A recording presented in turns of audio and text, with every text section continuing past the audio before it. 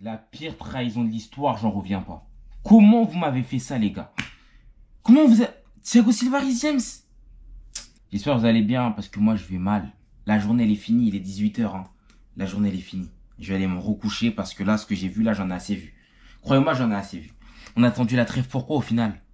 On s'est dit, ouais, le Coucou en plus, la Via, tout ça. Déjà, les deux sont pas là, et en plus de ça, on se fait éteindre face à Newcastle 4-1. Et il y en a des choses à dire dans ce match. Déjà, dès qu'on rentre dans le match, tu sens qu'il y a un truc qui va pas. Il y a un truc qui va pas. Gallagher, je le sentais pas. Je sais pas, techniquement, je sais pas, aujourd'hui, il était un peu à la ramasse. Il y avait un truc qui allait pas. Croyez-moi, dès le début du match, j'ai senti qu'il y avait un truc qui allait pas. Vas-y, je me suis dit, vas-y, ça va se passer crème, comme d'habitude. On prend un but déjà. L'alignement de Cucurella. Cucurella, déjà, faute numéro 1 défensive. Cucurella, qu'est-ce que tu fais? T'as jamais appris, t'es allé à l'école du foot. T'as passé les échelons, t'as gravi les échelons. Peut-être t'étais attaquant avant, mais maintenant t'es défenseur gauche. Tu sais qu'il faut s'aligner avec les autres défenseurs pour mettre l'attaquant en position de hors-jeu. Mais on dirait que tu sais pas ça. On dirait que tu le sais pas. Qu'est-ce que tu nous as fait? Ça déjà c'est le premier but. Ça m'avait déjà dérangé. Mais bon, on a su réagir comme on a réagi à chaque match. On réagit. Coup franc de Raheem Sterling. Sterling en fait, c'est Starling. Il sait même mettre les coups francs maintenant. En fait, City, vous nous avez vendu qui? C'est CR7 2007. Il sait marquer des coups francs, il sait dribbler, il sait tout faire. Croyez-moi que Sterling, il manque juste des têtes, hein, mais il sait tout faire. Vraiment, merci City pour le joueur que vous nous avez ramené. Lui, il n'est pas allé à la trêve. Lui, ça se voit qu'il s'est entraîné. Il n'est pas allé à la trêve, lui, ça se voit. Après ça, le match est devenu un peu bizarre parce qu'on est dans un moment où t'as l'impression que Newcastle, ils dominent, mais ils n'arrivent pas. Nous aussi, on n'arrive pas. Vraiment, je me suis dit à ce moment, peut-être, ce sera un match nul ou une défaite d'un but d'écart. Et là, deuxième période, on revient. But de Lawsels. Un marquage déjà désastreux. Badiachil et Cucurella qui se parlent pas. Qu'est-ce qui se passe? Tu sais pas. 2-1, je me dis, vas-y, on va quand même revenir. On a le mental maintenant. On a le mental, on peut revenir. Mais en fait, non. J'avais oublié que les joueurs, c'était encore à la trêve. Et là, Thiago Silva, qu'est-ce qu'il nous fait?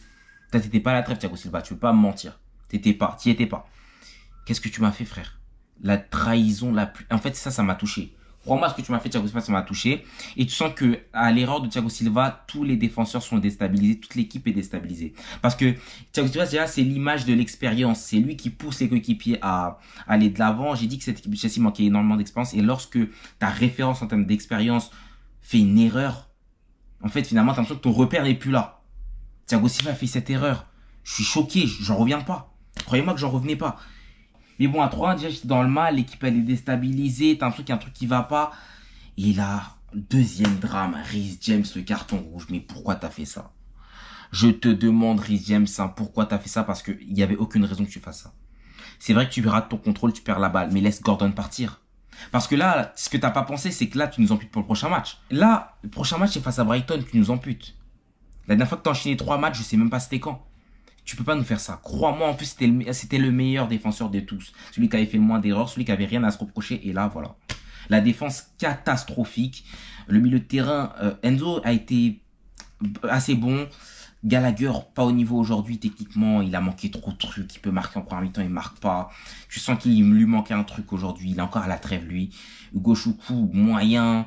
T'as l'impression qu'il prend pas assez de risques, Hugo Choukou. Offensivement parlant, Palmer, il était pas dans une masterclass. Voilà, il n'était pas comme lors des derniers matchs. Il était en dessous, très clairement. Sterling tenait un peu la baraque, on va dire la vérité. Mais Jackson, ça a été dur. Oh, ça a été dur. Oh, j'ai pas aimé. J'ai envie de dire d'autres termes, mais j'ai vraiment pas aimé Jackson que tu as proposé. À un moment, tu peux frapper en une touche, tu contrôles. Je sais pas pourquoi tu as fait ça. Les entrants en jeu qui ne peuvent s'illustrer, même s'ils ont quand même fait des petits trucs. Modric, hein, Madueke, ils ont un peu dynamisé le truc, même s'il y avait déjà carton rouge. C'est déjà mort dans le film. On prend un dernier but derrière. Ils m'ont abattu. Croyez-moi que vous m'avez fumé mon week-end. Pochettino qui était suspendu aujourd'hui et qui est dans les tribunes. Est-ce que ça a pu jouer dans le match? C'est possible. C'est possible. Ils ont perdu peut-être leur repère, c'est peut-être ça. Pochettino, il n'est pas là, il se retournait vers le banc pour savoir qu'est-ce qu'on doit faire maintenant. Il n'y avait personne. Je sais pas les gars, en tout cas c'est désastreux, la confiance elle est rompue un peu. Il faut qu'on gagne face à Brighton à domicile. En plus à domicile on galère cette saison, il faut vraiment renouer avec la victoire. Parce que sinon ça va barder. Sinon on va replonger dans un truc les gars, j'ai pas envie de revivre ça. S'il vous plaît j'ai pas envie de revivre ça. Et de l'autre côté un City-Liverpool qui finit sur un partout. City ont ultra dominé le match. Je sais même pas aujourd'hui comment Liverpool ont fait pour faire match nul. Je sais même pas. Je regardais le match, vraiment, ça m'a surpris. Le budget il vient d'un moment où il y avait encore moins de chances qu'ils marquent. Parce qu'en première période, déjà, je sentais qu'ils avaient quand même des opportunités sur quelques contres. Ils auraient pu mieux faire. Mais là, seconde période, tu t'es dit, mais tu te disais, mais c'est impossible. Mais bon, force de caractère. Liverpool, cette saison, hein, ils ont eu une force de caractère. Face à Newcastle, ils sont revenus. Face à Chelsea, ils n'ont pas perdu. À chaque fois, ils n'ont pas rompu. Hein. Face à Tottenham, ils ont rompu, mais ils étaient quand même à 9. Et ils ont quand même fourni une belle performance. Ça fait qu'en vrai, un match surprenant. Manchester City qui, quand même face au top 6, galère un peu. Ils ont juste tapé Manchester United. C'est tout. Sinon, le reste, aucune victoire. Arnold, qui, moi, j'estime qu'il n'a pas été mauvais. Il y en a qui m'expliquent, ouais, il s'est fait dribbler 1 milliard de fois par Doku, les gars. Je trouve qu'il a défendu assez intelligemment. Ça n'a pas mené à des grosses occasions dangereuses, en tout cas. Et il marque derrière, Punisher, le match de Bernardo Silva, par contre. Là, vraiment, je parle des tops du match. Bernardo Silva, un sucre, surtout en première période. Il est injouable. Injouable.